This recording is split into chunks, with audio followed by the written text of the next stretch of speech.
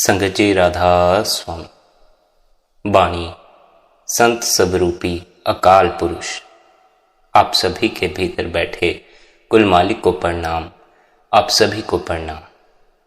आज के इस सत्संग का विषय है, इस माया के बंधनों में फंसे हुए जीव को मुक्ति या मोक्ष कब उपलब्ध होता है, मुक्ति का क्या अर्थ होता है, इसके बारे में भी हम आज के इस सत्संग में विस्तार पूर्वक समझेंगे। संगत जी, आप सभी ने कई बार सत्संग में सुना होगा कि मुक्ति हासिल करने के लिए हमें माया के बंधनों से परे होना पड़ता। इस माया की नगरी में इतने सारे बंधन हैं कि हमारी आत्मा इन बंधनों में जकड़ी रह जाती। इन बंधनों में जकड़कर बार बार इस माया की नगरी में जन्म लेती है और यहीं का हिस्सा होकर रह जाती। फिर भी आत्मा की जो आंतरिक यात्रा है वह परमात्मा तक की यात्रा। हम यदि अपना पूरा जीवन संसार की चीजें इकट्ठी करने में, यहाँ का सुख इकट्ठा करने में व्यतीत कर भी दें, तब भी हमारी आत्मा की यात्रा अर्थात सुर्त की परमात्मा तक पहुंचने की, अपने असल घर पहुंचने की जो यात्रा है, कभी नहीं रुकती। बस इतना होता है कि हमारे सहयोग न देने से जो यात्रा एक जन्म में पूरी हो सकती थी वो कई जन्मों के बाद पूरी होती। यदि हम अपनी आत्मा को, अपनी सुर्त को ऊपर उठाने के लिए निरंतर भजन बंदगी करें, ध्यान में बैठें, तो आत्मा की परमात्मा में समा जाने की यह यात्रा हमारी इस जन्म में भी पूरी हो सकती है। लेकिन यह निर्भर करता है हमारे ऊपर, हम कितना समय बंदगी के लिए देते हैं, कितना समय अपने भीतर उतरने के लिए देते। यदि हमारे पास वक्त नहीं है अपने भीतर उस अंतर ज्योत के दर्शन के लिए, अपने भीतर गूंजते शब्द को सुनने के लिए, तब फिर शायद हमें कई जन्म और इंतजार करना पड़े और तब कहीं जाकर हमारी आत्मा उस परमात्मा से मिलाप कर पाए। स्मरण यह रखना है कि जब तक आत्मा परमात्मा में समा नहीं जाती, तब तक हमारे भीतर आनंद का वह मीठा अमृत बरसना शुरू नहीं होता। इसलिए सभी जीवों को बार बार यही उपदेश दिया जाता है कि यह प्यारे, अपनी आत्मा को उस कुल मालिक अकाल पुरुष से जोड़ दे। उस अकाल पुरुष का दर्शन ही हमें सच्चा सुख दे सकता है। लेकिन उस अकाल पुरुष परमात्मा के दर्शन के लिए पहले हमें अपनी आत्मा की पहचान करनी पड़ती। जिस जीव को अपनी आत्मा का ही स्मरण नहीं, वह इतने विराट परमात्मा का स्मरण कैसे कर पाएगा। इसलिए सभी संत सद्गुरु पहले अपनी आत्मा के अनुभव का उपदेश देते, पर जीव को कठिनाई आती है, उसे पता नहीं अपनी आत्मा का अनुभव कैसे करना। इसलिए सद्गुरु की शरण में जाकर वह सद्गुरु से उपाय पूछता। सद्गुरु उसे उपाय भी बता देता है। फिर आगे जीव की अपनी करनी होती है। वह अपने गुरु द्वारा बताए मार्ग पर चलकर कितनी जल्दी अपनी रूहानियत में तरक्की कर लेता। जो भी जीव अपने गुरु के उपदेश पर चलकर, उनके द्वारा बताए मार्ग पर चलकर माया के बंधनों से मुक्त हो जाता है, उसकी ही आत्मा परमात्मा में समाने के काबिल बनती है। पर यह यात्रा इतनी आसान नहीं होती। इस यात्रा पर कई रुकावटें भी आ जाती। इस यात्रा पर हमें हिम्मत रखनी पड़ती है, अपने सद्गुरु पर, परमात्मा पर विश्वास रखना पड़ता। इसी विश्वास को साथ लेकर आज के इस सत्संग को ध्यानपूर्वक अंत तक श्रवण करें और इसे विस्तार पूर्वक समझें कि माया के बंधनों में फंसे हुए जीव की मुक्ति कैसे होती। संगत जी, सांस चली जाए, इच्छाएं बाकी रह जाएं, ख्वाहिशें बाकी रह जाएं, तब फिर मृत्यु होती है। सांस बची रहे, इच्छाएं मिट जाएं, ख्वाहिशें मिट जाएं, तब फिर मोक्ष होता है। जिसे भी मोक्ष को उपलब्ध होना हो, उसे इन इच्छाओं और वासनाओं से परे जाना होगा। इस बात को स्मरण रखें, मोक्ष जीते जी ही उपलब्ध होता है। जिन्हें जीते जी मोक्ष उपलब्ध ना हुआ, वे मरकर मोक्ष को उपलब्ध कैसे हो सकते। हम तो यह सोचते हैं, हम तो यह समझते हैं, मोक्ष हमें मरने के बाद उपलब्ध होगा, स्वर्ग हमें मरने के बाद उपलब्ध होगा। नहीं, स्वर्ग भी जीते जी उपलब्ध होता है, मोक्ष भी जीते जी उपलब्ध होता है। जो जीते जी स्वर्ग में नहीं है, वे मरने के बाद स्वर्ग में नहीं हो सकते। लेकिन हम बड़े अजीब लोग हैं। हम मरने के बाद स्वर्ग की कामना रखकर बैठे, लेकिन जीते जी हम नरक में जी रहे हैं। और यह स्मरण रख लेना चाहिए, यह जो मरने के बाद स्वर्ग की कामना है, यह केवल और केवल इसलिए उठती है क्योंकि जब जीते थे तब नरक में जी। जिसने अपना जीवन स्वर्ग में जिया होगा, भला वह मरने के बाद स्वर्ग की कामना क्यों करेगा। कामना तो पैदा ही उस चीज की होती है जो हमें उपलब्ध ना हो। अगर हमारा जीवन नरक में व्यतीत हो रहा है तो स्वाभाविक ही हम मरने के बाद स्वर्ग की कल्पना करना, स्वर्ग की कामना करना शुरू कर दें। और ना केवल कल्पना और कामना करना, बल्कि हम तो स्वर्ग में प्रवेश पाने के लिए बहुत से प्रयास करना भी शुरू कर देते हैं, बहुत से उपाय करना भी शुरू कर देते। लोग तो परमात्मा को रिझाने में लगे हैं ताकि मरने के बाद उन्हें स्वर्ग की उपलब्धि हो, उन्हें मोक्ष की उपलब्धि हो। हमने तो परमात्मा से भी अपना संबंध किसी गर्ज के कारण जोड़ा है, किसी मतलब के कारण जोड़ा है। जिनकी गर्जें पूरी हो जाती हैं वे गुरु के चरण धो धो कर पीना शुरू कर देते हैं। जिनकी गर्जें पूरी नहीं होती वे गुरु को गालियां निकालना शुरू कर देते। वह परमात्मा गुरु का चोला पहनकर हमारी मांगें पूरी करने के लिए नहीं आता। वह तो इसलिए आता है ताकि हमें जीते जी स्वर्ग में प्रवेश दिला दे, जीते जी हमें मोक्ष उपलब्ध हो जाए। हम ना तो जीते जी स्वर्ग में प्रवेश पाने का कोई उपाय करते हैं, ना ही जीते जी मोक्ष को उपलब्ध करने के लिए कुछ करते। हम जो भी स्वर्ग में प्रवेश करने के उपाय करते हैं या मोक्ष को हासिल करने के उपाय करते हैं, वह सभी उपाय मृत्यु के बाद के उपाय। हमारी दृष्टि ही इस ओर खड़ी हो गई है कि मोक्ष और स्वर्ग की घटनाएं जीवन के बाद की घटनाएं हैं, मृत्यु के बाद की घटनाएं। जो जीते जी स्वर्ग में नहीं है वह स्मरण रखे, वह मरकर भी स्वर्ग में प्रवेश नहीं कर सकता। जो जीते जी स्वर्ग में है वही मरकर स्वर्ग में प्रवेश कर सकता है। और यह स्मरण रखें, मरने के बाद स्वर्ग की कामना का जन्म केवल और केवल इस वजह से होता है क्योंकि हम जीवन को नरक में जीते हैं। हमारा जीवन भी नरक के समान है। दुख, विषाद, पीड़ा, बस यही हमारा जीवन होकर रह जाता। जो दुख में, संताप में, पीड़ा में ही जीवन भर उलझे रह जाते हैं, वे फिर स्वर्ग की कामनाएं करना शुरू कर देते। अपने जीवन को स्वर्ग बनाओ। मरकर तो पता नहीं स्वर्ग उपलब्ध हो ना हो, मरकर तो पता नहीं मोक्ष उपलब्ध हो या ना हो, लेकिन जीते जी मोक्ष उपलब्ध होता है। जीते जी ही मोक्ष को उपलब्ध होना चाहिए। जीवन दुख से भरा हुआ नहीं है, नरक की भांति नहीं है। हमने इसे नरक की भांति बना लिया है। हमने इसे दुख और पीड़ा से भर लिया। हमारे अपने हाथ में होता है कि हम अपने जीवन को किस तरह रूपांतरित करें। चाहो तो इस जीवन को स्वर्ग बना लो, चाहो तो इस जीवन को नरक बना लो। नरक बनाने वाले तो बहुत से लोग, बहुत से क्या अधिकतर लोग तो ऐसे ही हैं जो अपने जीवन को नरक ही बना पाते हैं। अपने जीवन को स्वर्ग बनाने में तो कभी कभार ही एक आधी कोई सक्षम हो पाता। उसे हम गुरु कहते हैं, इसलिए उसकी शरण में जाते हैं क्योंकि उसने अपने जीवन को स्वर्ग बना लिया। हमारा जीवन दुख और पीड़ा से भरा है, इसलिए हमें गुरु की शरण लेनी पड़ती है ताकि गुरु की शरण में, गुरु से सीखकर हम भी अपने जीवन को दुख और पीड़ा से मुक्त कर सके। गुरु ने अपने जीवन को स्वर्ग बना लिया, इसलिए सच्चा संत मरने के बाद स्वर्ग उपलब्ध होगा ऐसी बात ही नहीं कहता। सच्चे संत को स्वर्ग से मतलब ही नहीं है। स्वर्ग से उन्हीं को मतलब है जिन्हें जीते जी स्वर्ग का कोई अनुभव नहीं हो पाया, जो जीते जी नरक में जीते रहे। जीवन को जैसा बनाओगे वैसा ही यह जीवन बनता चला जाएगा। इसे नरक बनाने से बेहतर है इसे स्वर्ग बनाओ। स्वर्ग में जियो, सुख में जियो। इस बात को सदा स्मरण रखो, कोई भी दुख आपको दुखी नहीं कर सकता। आप दुखी होना चाहते हैं, आप उस दुख में सम्मिलित हो जाते हैं, इसलिए दुखी हो जाते। दुख तो पैदा होता है मन में। हम मन को अपना होना समझ लेते हैं और फिर मन के साथ दुखी होना शुरू कर देते। जिसने मन को अपना होना समझा है वह मन के दुखी होने पर दुखी होता है, वह मन के सुखी होने पर सुखी होता है। उसका सारा जीवन ही मन पर केंद्रित हो जाता, उसका अपना फिर कोई भी वश नहीं रह जाता।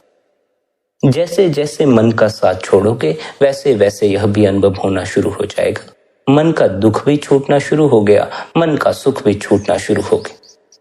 सुख और दुख मन की अवस्थाएं हैं और यह ख्याल रखें, दुख और सुख एक साथ ही रहते हैं। आज दुख है कल सुख हो जाएगा, आज सुख है कल दुख हो जाएगा। मन का कोई भरोसा नहीं है, कभी यह निराश हो जाता है, कभी यह दुखी हो जाता है, कभी यह खुश हो जाता है, कभी इसमें आनंद की लहर उठाती। मन तो प्रतिपल बदलता रहता है, कुछ से कुछ होता चला जाता। मन का साथ लोगे तो कभी दुख का अनुभव करोगे, कभी सुख का अनुभव करोगे। हमने मन का साथ लेने का फैसला कर लिया। इसलिए हम मन के दुखों में सम्मिलित हो जाते हैं और उन दुखों को अपना दुख समझ लेते हैं। नहीं, संत सद्गुरु हमें हमेशा से समझाते आए हैं, हमारा होना मन नहीं है, हमारा अपना असल अस्तित्व मन से भिन्न है, मन से अलग है। हमारा अपना असल अस्तित्व तो वह आत्मा है। आत्मा तो सदा आनंद में रहती है।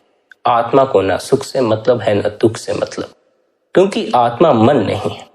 आत्मा का अपना अलग अस्तित्व है और आत्मा आनंद का स्वरूप है।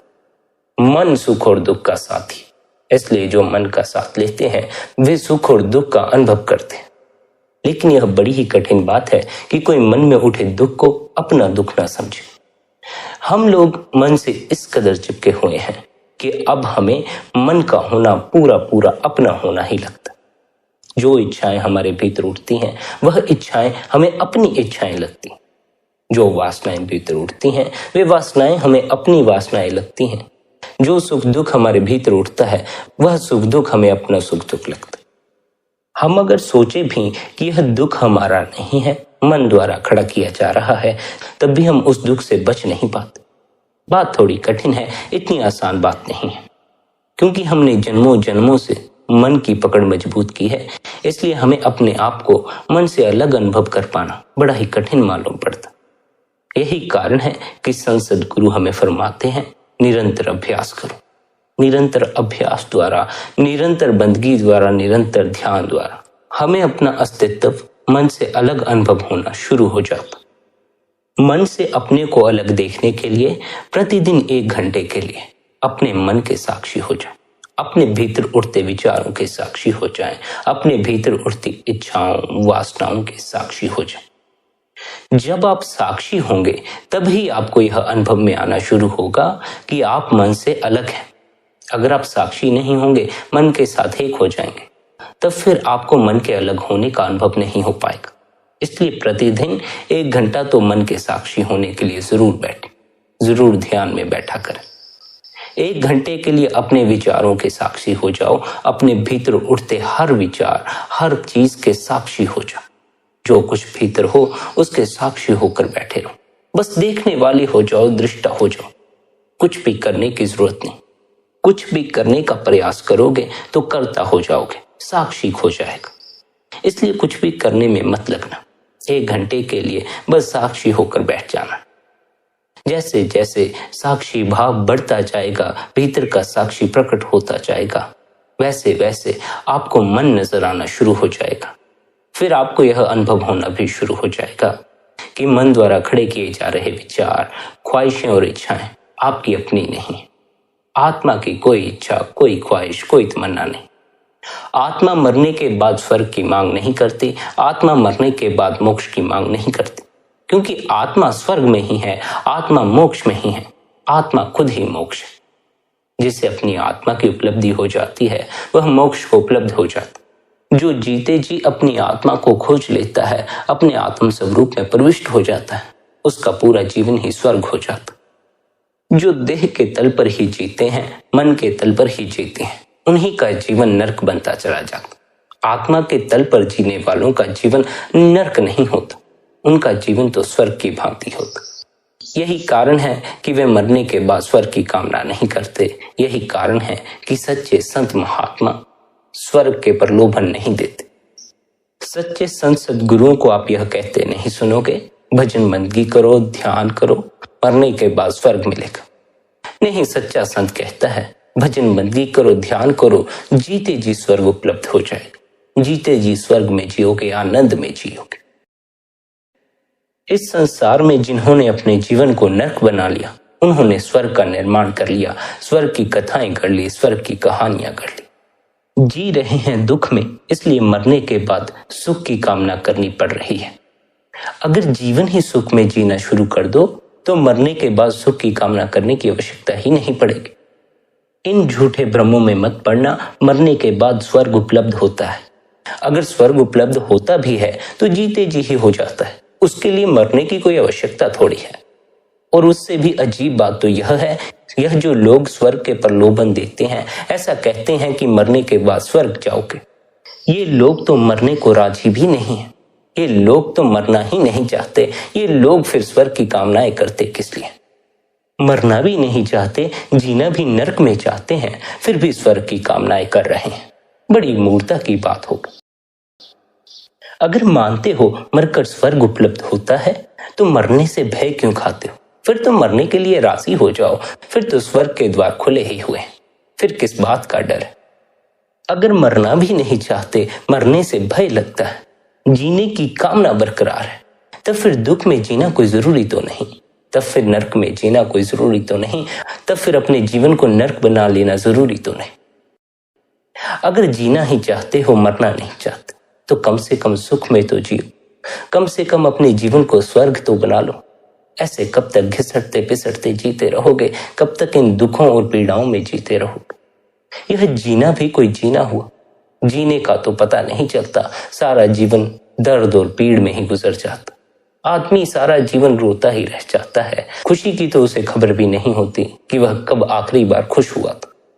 खुश होने के लिए आदमी को बहुत से उपाय करने पड़ते, लेकिन दुखी होने के लिए कोई उपाय नहीं करना पड़ता। बिना कुछ किए ही दुख भीतर बरकरार है, बिना कुछ किए ही आदमी भीतर निराशा का अनुभव कर रहा है, पीड़ा का अनुभव कर रहा है। दुख और निराशा से भरे हुए जीना ही नरक में जीना।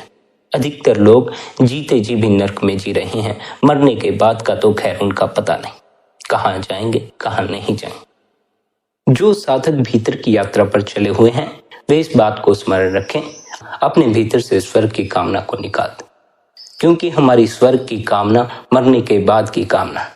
अगर स्वर्ग की कामना रख लोगे तब फिर नजर बड़ी दूर चली जाएगी, फिर अपने इस पल को स्वर्ग न बना सको, फिर नजर इस तरफ नहीं जा सकेगी कि यह पल तो नरक में बीत रहा है, यह जीवन तो नरक में बीत रहा। इसी जीवन को हमें स्वर्ग बना लेना है, अपने प्रतिपल को हमें स्वर्ग बना लेना है। आनंद में जीना ही स्वर्ग में जीना, दुख में जीना ही नरक में जीना। हमें आनंदित होने की आवश्यकता है। आनंद कहीं बाहर से उपलब्ध नहीं होता, आनंद भीतर से उपलब्ध होता है, या यूं कहो आनंद ही आत्मा है। आत्मा की उपलब्धि ही आनंद की उपलब्धि। जो अपने भीतर छिपी आत्मा को प्रकट कर लेता है वह आनंद से भर जाता है, प्रकाश से भर जाता। अगर आप भीतर से आनंदित होंगे, आनंद से भरे हुए होंगे, तब आप जहां भी जाएंगे, जहां भी रहेंगे, वही जगह आपके लिए स्वर्ग हो जाएगी। अगर आप आनंदित हैं फिर आपको नरक नजर आना बंद ही हो जाएगा। नरक उन्हीं लोगों को नजर आता है जो भीतर से दुख और विषाद से भरे हुए हैं। आनंदित व्यक्ति ने कभी नरक की कल्पना नहीं की, आनंदित व्यक्ति ने तो कभी स्वर्ग की भी कल्पना नहीं की, क्योंकि आनंद की उपलब्धि कल्पनाओं से परे जाकर होती है, वासनाओं और इच्छाओं से परे जाकर होती है। दुखी आदमी ही सुख की कल्पना कर सकता है, सुखी आदमी को सुख की कल्पना करने की कोई आवश्यकता नहीं।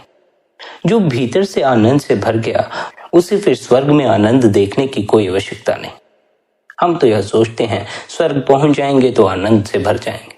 नहीं, जीवन में आनंद से भरना, यह जो जीवन नरक मालूम पड़ता है, यह जीवन स्वर्ग है, यह जीवन आनंद से भरा हुआ है। यह जान लेना ही भीतर की यात्रा। जो भीतर की यात्रा पर चलते हैं वे आनंद से भर ही जाते, क्योंकि हमारे भीतर सिवाय आनंद के और कुछ भी नहीं। जितना गहरे हम अपने भीतर उतरते जाते हैं उतना ही आनंद हमें घेर कर खड़ा हो जाता, हम आनंद से भर जाते। सच्चा संत दूसरों के दुख दूर करने के लिए उन्हें कोई उपाय नहीं बताता, कोई पूजा पाठ करने को नहीं कहता, या फिर उनके दुखों का निवारण नहीं करता। सच्चा संत तो केवल एक ही बात सबको समझाता रहता है कि भाई अपने भीतर उतर जाओ। जितने दुख हैं भीतर उतर कर सभी दूर हो जाते।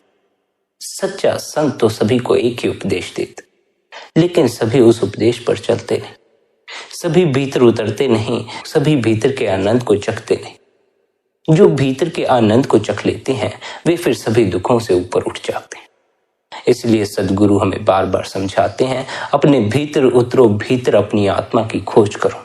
आत्मा की खोज आनंद की खोज है। हम भीतर नहीं उतरते, हम ध्यान में नहीं उतरते, हम बाहर ही अपने दुखों को पकड़कर खड़े रह जाते। हम बार बार अपने दुखों को लेकर गुरु के पास पहुंच जाते हैं, बार बार अरदासें करना शुरू कर देते हैं, हमारे दुखड़े दूर करो, दुखड़े दूर करो। भला सद्गुरु हमारे कितने दुख दूर करेगा? हमारे पास कोई एक दुख थोड़ी है, हमारे पास तो दुखों की अनगिनत श्रृंखला। इतने दुख हमने जीवन में इकट्ठे कर लिए हैं कि शायद अगर अब हम अपने जीवन की तरफ नजर डालकर देखें तो जीवन सिवाय दुख के और कुछ भी नहीं होगा। एक दुख हमारा मिटता नहीं, हम दूसरा दुखड़ा लेकर गुरु के पास पहुंच जाते हैं, मंदिर में पहुंच जाते हैं, परमात्मा की शरण में चले जाते हैं। परमात्मा हमारे कितने दुखड़े दूर करे, गुरु हमारे कितने दुखड़े दूर करे। क्या गुरु को यही काम है कि वे प्रतिदिन हमारा कोई ना कोई दुख दूर करते रहे? और अगर कोई गुरु ऐसा करने लग जाए, प्रत्येक व्यक्ति का एक एक दुख दूर करने लग जाए, तब तो फिर शायद वह किसी एक का भी दुख दूर ना कर सके, क्योंकि एक के पास ही इतने दुख हैं कि दूसरे की बारी ही ना आए। इसलिए सदगुरु एक एक के दुखड़े दूर नहीं करता, वह एक एक को अलग अलग उपाय नहीं समझाता, वह सभी को एक ही तरीका समझाता है। देह के भीतर उतरो, अपनी आत्मा की खोज करो। आजकल बहुत से ऐसे गुरु भी हैं जो अलग अलग दुख के लिए अलग अलग उपाय बताते हैं, लेकिन सच्चा सदगुरु सभी दुखों का एक ही इलाज बताता है, भीतर का आनंद, भीतर छिपी आत्मा की तलाश। आत्मा की उपलब्धि सब दुखों से छुटकारा है। आत्मा की उपलब्धि के बाद फिर कोई भी दुख शेष नहीं रह जाता, कोई पीड़ अपनी पीड़ नहीं रह जाती, और अगर शेष रह भी जाते होंगे तो अपने नहीं रह जाता। यह जो अपने दुख हैं, यह जो दुख हमें अपने लगते हैं, यह केवल और केवल इसलिए लगते हैं क्योंकि हमें अपनी आत्मा की कोई खबर नहीं। हमें केवल मन का बोध है, और मन का बोध हमें मन में उठे दुखों को अपने दुख समझने पर मजबूर कर देता। आत्मा की उपलब्धि मन के भ्रम से आजाद कर देती। आत्मा की उपलब्धि इस भ्रम को तोड़ देती है कि मन हम हैं, कि ये विचार, कि ये इच्छाएं, ये विचार, ये दुख, ये पीड़ हमारे साथ बीत रही है। नहीं, आत्मा जिसे उपलब्ध हो गई वह जान जाता है मेरे साथ कुछ नहीं बीतता, मेरे साथ कुछ नहीं होता, मैं तो मात्र साक्षी भर हूं, जो इस देह, इस मन, इस संसार में होने वाली घटनाओं को देखने वाला। लेकिन यह तलाश तभी शुरू हो सकती है जब किसी के प्राण आनंदित होने के लिए ललायित हो गए। हमारे प्राण आनंदित होने के लिए ललायित नहीं है, बस दुखों से छुटकारा पाना चाहते। हम आनंदित भी नहीं होना चाहते। यदि कोई अपने जीवन को स्वर्ग न बनाना चाहे, स्वर्ग बनाने के लिए राजी न हो जाए, तब फिर उसका जीवन स्वर्ग हो भी नहीं सकता। हम अपने जीवन को नर्क बनाते चले जाते। जीवन हमें कोरे कागज की तरह उपलब्ध होता है, जिस पर हमें राम नाम के सुनहरे अक्षर लिखने होते, लेकिन हम इसके ऊपर कड़वे अल्फाजों के किस्से लिख बैठते। जो तो अपने जीवन को राम नाम में लगा देता है, उसका जीवन स्वर्ग हो जाता। जो अपने जीवन को अन्य भोग विलासों की तृप्ति में लगा देता है, उसका जीवन नर्क होता चला जाता। राम नाम से जुड़ने का अर्थ भीतर से जुड़ने का है, उस राम से जुड़ना जो हमारी देह के भीतर बैठा हो। जिस राम की सच्चे संत बात करते हैं, वे बाहर के राम नहीं, वे तो भीतर बैठे राम है। उस राम से जुड़कर ही कोई आनंद को उपलब्ध हो सकता है, मोक्ष को उपलब्ध हो सकता है। भीतर बैठे राम से जुड़ने का अर्थ है अपने स्वयं से जुड़ना, अपनी आत्मा से जुड़ना। इस बात को सदा ख्याल रखना, अगर आप आनंदित हो, भीतर से आनंद से भरे हुए हो, तभी आपका दुख की तरफ कभी ख्याल नहीं जाएगा। अगर आप सिर्फ सुख से भरे हो, तब फिर आपका ख्याल दुख की तरफ भी अवश्य जाएगा। सुख दुख का ही रूप है। सुखी आदमी के पास दुखी होने के कई उपाय हैं, लेकिन आनंदित आदमी के पास दुखी होने का कोई उपाय नहीं, क्योंकि सुख बाहर से इकट्ठा करना पड़ता है, और बाहर से जब हम कुछ भी इकट्ठा करने में लगते हैं, किसी भी दौड़ में पड़ते हैं, तो उस दौड़ में ही, उस इकट्ठा करने में ही दुख भी सम्मिलित होता है। इसलिए सुख और दुख साथ में ही रहते। लेकिन जो आनंद है वह बाहर से उपलब्ध नहीं होता, वह तो हमारी देह के भीतर ही है। भीतर किसी तरह की कोई दौड़ नहीं, भीतर कुछ भी इकट्ठा करने की आवश्यकता नहीं पड़ती, भीतर कुछ भी इकट्ठा करने के लिए कुछ करना नहीं पड़ता। जब कोई दौड़ ही ना हो, तब दुख के इकट्ठा होने का कोई उपाय नहीं। हमारी दौड़ ही हमारे दुख का कारण बन जाती है। जितना हम पदार्थों के पीछे भागते हैं, लोगों के पीछे भागते हैं, इस संसार के पीछे भागते हैं, उतना ही दुख निर्मित होता चला जाता। भागते तो इसीलिए हैं कि सुख का अनुभव कर सके, लेकिन दुख का अनुभव भी साथ में करते रहते। जो भीतर जिनकी दौड़ बंद हो जाती है, जो भागना बंद कर देते, जो अपनी इस देह के भीतर खोज करना शुरू कर देते हैं, वे परम आनंद को उपलब्ध हो जाते। आनंद की उपलब्धि सब दुखों से ऊपर ले जाती है। आनंद दुख की तरफ नजर जाने ही नहीं देता। इसलिए संतों ने सभी को एक ही उपाय दिया, भीतर उतर जाओ। जो भी भीतर उतर जाता है, भीतर के आनंद में प्रवेश कर जाता, उसे फिर जीवन में कोई दुख नहीं रह जाता। संत सभी के दुखों का एक ही इलाज बताते हैं और सच में सबके दुखों का एक ही इलाज है, भीतर उतर जाना। असल में जो हमारे लिए समझ लेने वाली बात है वह यह है कि दुख हमारे भीतर है, दुख हमारे बाहर नहीं। हमारे भीतर दुख इकट्ठा हो गया है, हमें भीतर दुख का अनुभव होता है। जो चीज हमें भीतर अनुभव हो रही है उसका इलाज भीतर से ही हो सकता है, उसका इलाज हम बाहर से नहीं कर सकते।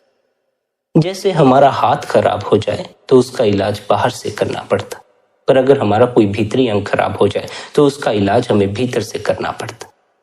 किडनी या दिल का इलाज हम बाहर से नहीं कर सकते, उसके इलाज के लिए देह के भीतर जाने की आवश्यकता पड़ती। इसी तरह हमारा जो दुख है, बेचैनी है, ये सारी सूक्ष्म रूप में मन के तल पर घटने वाली घटनाएं हैं। यह भीतर घट रही घटनाएं हैं, यह मन कहीं बाहर नहीं भीतर है। इसलिए हमें उन सूक्ष्म केंद्रों में प्रवेश करना होगा जहां जाकर हम इस सूक्ष्म मन का इलाज कर सकें। मन बड़ा ही सूक्ष्म है, इतना सूक्ष्म है कि यदि इसे कोई स्थूल देह से पकड़ने की कोशिश करे तो यह पकड़ में नहीं आता। मन दुख और विषाद से भरा है, इसलिए हमें भीतर दुख और विषाद का अनुभव होता रहता। मन कहीं बाहर नहीं भीतर है, इसके इलाज के लिए हमें भी भीतर उतरना होगा। जैसे जैसे हम भीतर उतरते जाएंगे हम इस सूक्ष्म मन का इलाज करने में सक्षम होते चले जाएं। इस मन का एक ही इलाज है कि हम इसे गति करने के लिए शक्ति न दें। जब तक आत्मा अपने को मन समझे बैठी है तब तक आत्मा मन को गति करने के लिए शक्ति देती रहती।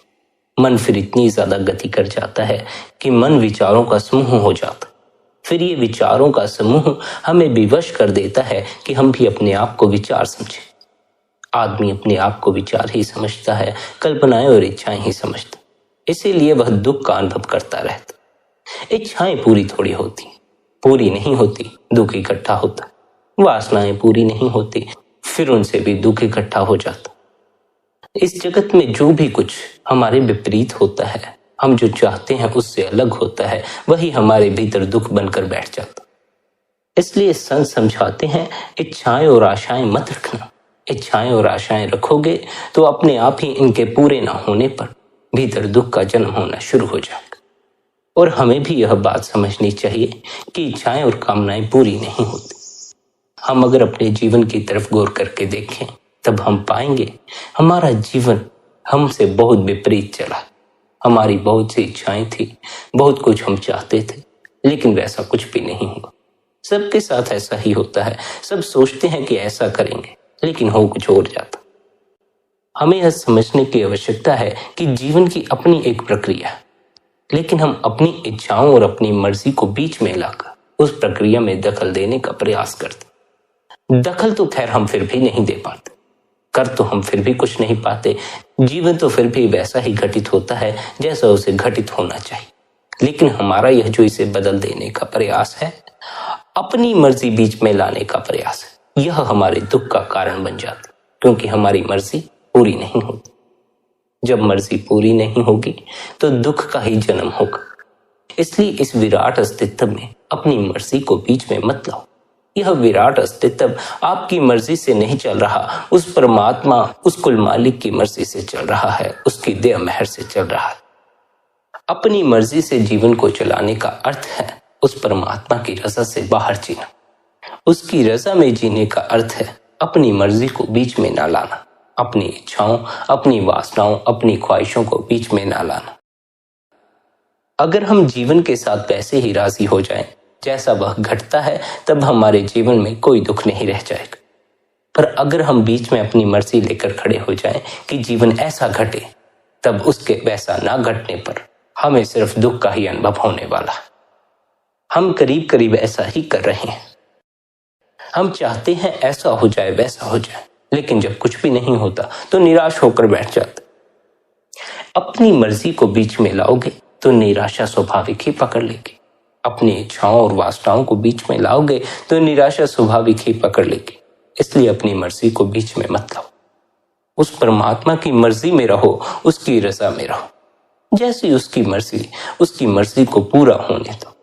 वैसे भी जो उसकी मर्जी होती है वही होता, अंत में तो उसकी मर्जी ही पूरी होती है। संत महात्मा अगर हमें बार बार उपदेश देते हैं, बार बार समझाते हैं उस मालिक की रजा में राजी रहो, तो केवल इसीलिए समझाते हैं क्योंकि उन्हें पता है अगर हम उस मालिक की रजा में राजी नहीं हो रहे तो उसका केवल यही कारण होगा कि हमारी अपनी कोई मर्जी होगी। सदगुरु जानते हैं कि जब हमारी अपनी मर्जी बीच में आ जाती है तब हमारी मर्जी पूरी न होने पर हम सिवाय दुख के कुछ भी इकट्ठा नहीं करते। या तो हमें इतनी हिम्मत हो कि हमारी जो इच्छाएं, जो कामनाएं पूरी नहीं हुई, हम उनके लिए पछताएं नहीं, रोए नहीं, तब हमारे लिए जीवन के द्वार खुल सकते। लेकिन जो इच्छाएं हमारी पूरी नहीं हुई, जो ख्वाहिशें हमारी पूरी नहीं हुई, हम तो उनके लिए रोते और चिल्लाते हैं, उनके लिए पछताते रहते। जरा इस ओर गौर करके देखो कि जीवन आपकी मर्जी के विपरीत ही नहीं घटा है। जीवन तो हमारी मर्जी से अलग ही चलता।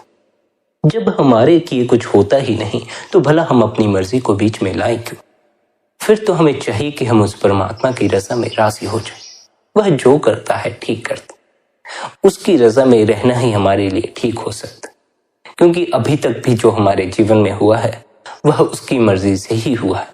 हमने भले ही उसकी मर्जी को कई बार ठुकराया हो, लेकिन फिर उसकी मर्जी ही पूरी होती है, हमारी मर्जी फिर भी पूरी नहीं होती।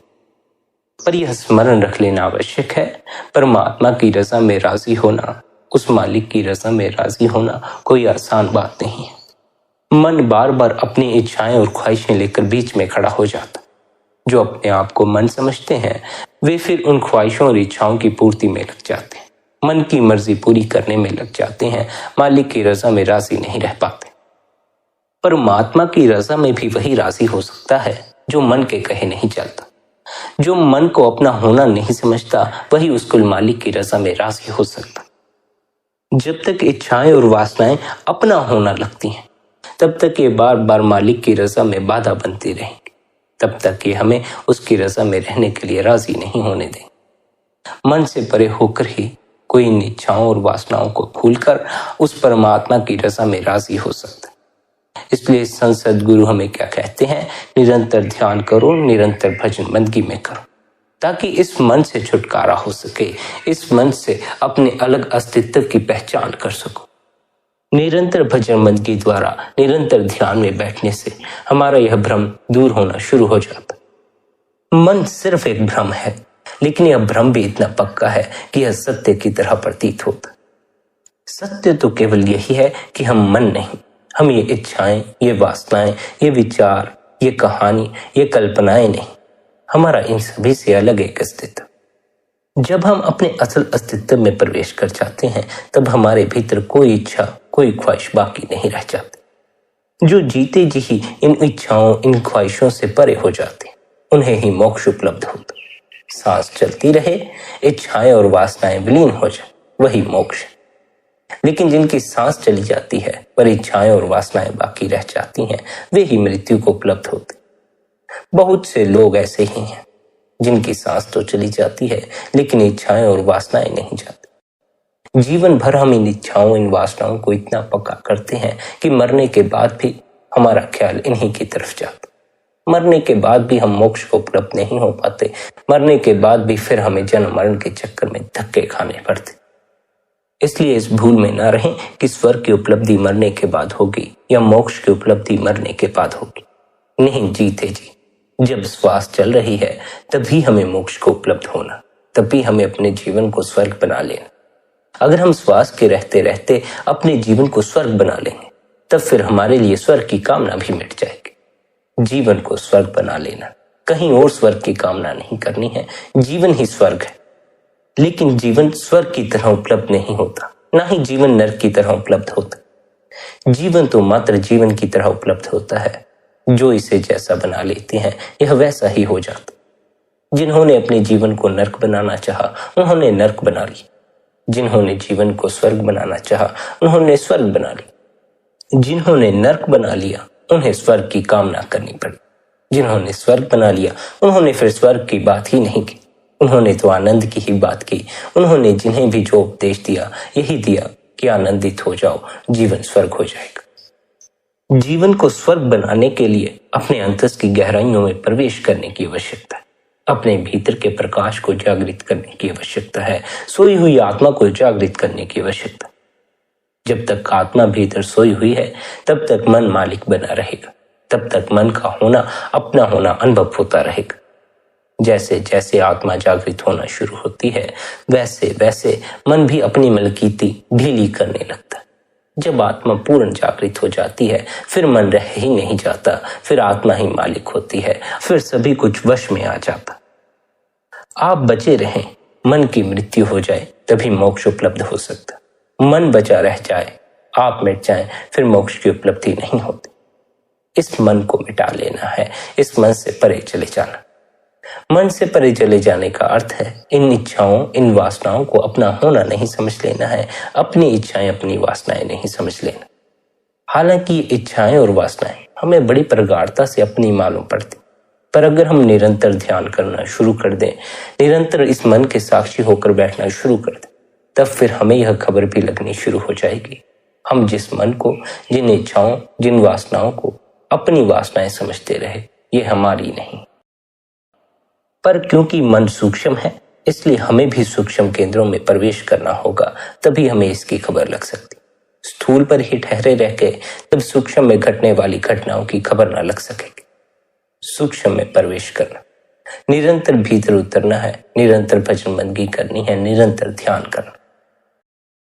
स्थूल की यात्रा संसार की यात्रा है, सूक्ष्म की यात्रा अध्यात्म की यात्रा है, परमात्मा की यात्रा। यह यात्रा इतने आनंद से भरी हुई है कि मंजिल की कोई ख्वाहिश ही बाकी नहीं रह जाती। यात्री यात्रा में ही मग्न हो जाता। जो निरंतर ध्यान में बैठना शुरू करते हैं, निरंतर भीतर डुबकी मारते हैं, वे निरंतर आनंद का अनुभव करते हैं। उनके भीतर से आनंद की लहरें उठना शुरू हो जाती। सिवाय आनंद के आपको कुछ भी स्वर्ग का अनुभव नहीं करवा सकता। अगर आप भीतर से आनंदित हैं तो आपके लिए अभी और यहीं यह संसार, यह जीवन स्वर्ग हो जाएगा। अगर आप भीतर से आनंदित नहीं हैं, दुखी हैं, संताप से भरे हैं, तो यह जीवन, यह संसार अभी और यहीं आपके लिए नरक हो जाए। जिन्होंने जाना है उन्होंने यही कहा है, जीवन ना तो नरक है, जीवन ना तो स्वर्ग है। ये तो जीने वाले पर निर्भर करता है वह जीवन को कैसा रूपांतरित करता। अपने जीवन को नरक बनाने की बजाय अपने जीवन को स्वर्ग बना। अपने जीवन में दुख इकट्ठे करने की बजाय अपने जीवन में कुछ ऐसा करें जिससे आपको सुख का अनुभव होता।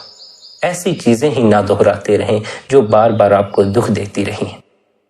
जिन चीजों से, जिन कृत्यों से आपको दुख का अनुभव हुआ है, उन्हें दोहराने की कोई आवश्यकता नहीं। उन्हें बार बार दोहराकर कोई परिणाम नहीं निकलने वाला। वे लाख बार भी दोहराई जाए तो अपने साथ दुख ही लाएंगे। 3 महीने अगर आप प्रयास से भी सुखी रहना शुरू कर दें, तब फिर 3 महीने बाद आप बड़े चकित होंगे कि आपको दुखी होने की जीवन में कोई आवश्यकता नहीं, क्योंकि सुखी होने के भी बहुत उपाय हैं। आप चाहें तो प्रतिपल सुख में रह सकते हैं, लेकिन प्रतिपल आदमी दुख को चुनता। क्यों? क्योंकि मन बीच में आकर खड़ा हो जाता है। मन बार बार इच्छाएं और वासनाएं लेकर खड़ा हो जाता है। मन पुरानी बातें लेकर खड़ा हो जाता है। मन दुख भरी बातें लेकर खड़ा हो जाता है। मन आने वाली कल की चिंता लेकर खड़ा हो जाता है। मन न जाने कैसे कैसे दुख निर्मित कर लेता। अगर आप मन के पीछे न लगकर 3 महीने प्रयास से भी सुखी रहें, वही करें जो आपको सुख का अनुभव देता हो, वही सोचें जिससे आपका सुख बरकरार रहता हो, भीतर आपके शांति ना आती, तब आप 3 महीने बाद बड़े हैरान होंगे कि फिर आपको दुखी होने की कोई आवश्यकता नहीं रह जाएगी। दुखी हम हैं क्योंकि हमें पता नहीं हम सुखी हो सकते। हमें पता नहीं कि इस दुख को पकड़े रखने की कोई आवश्यकता नहीं। हम सोचते हैं दुख को पकड़े रखने की आवश्यकता है। दुख को जितना पकड़ोगे, दुख पर जितना ध्यान दोगे, दुख उतना ही बड़ा होता चला जाए। जितना दुख पर ध्यान देना कम करते चले जाओगे, जितना इसकी पकड़ को छोड़ोगे, उतना ही दुख विलीन होता जाए। सिर्फ हमारी पकड़, सिर्फ हमारा ध्यान ही इस दुख को बढ़ाए चले जा रहा। हो सके तो सुख की फिक्र ही करें, दुख की फिक्र ना करें। दुख की जितनी फिक्र की जाती है, दुख उतना ही बढ़ता चला जाता। दुख पर ध्यान देना बंद कर दो। 3 महीने के लिए प्रयास से ही सुखी हो जाओ। प्रयास से ही अपने आप को सुखी रखना शुरू कर दो। 3 महीने बाद दुख की तरफ ध्यान जाना ही बंद हो जाए। 3 महीने के लिए अगर आप सच्चे हृदय से, सच्ची लगन से भजन बंदगी करें, अपने इस मन के साक्षी होकर बैठें, तो आपको धीरे धीरे आनंद का स्वाद लगना शुरू हो जाए। जितना आप अभ्यास करते हैं, जितना समय के लिए आप ध्यान में बैठते हैं, उतना ही आप भीतर सरकते हैं। जितना आप भीतर सरकते हैं, उतनी अपनी आत्मा के करीब पहुंचते हैं, आत्मा के आनंद के करीब पहुंचते हैं। आत्मा की उपलब्धि ही परम आनंद की उपलब्धि है। हमें अपनी इस देह के भीतर अपनी आत्मा की खोज करनी, अपनी आत्मा में प्रवेश कर।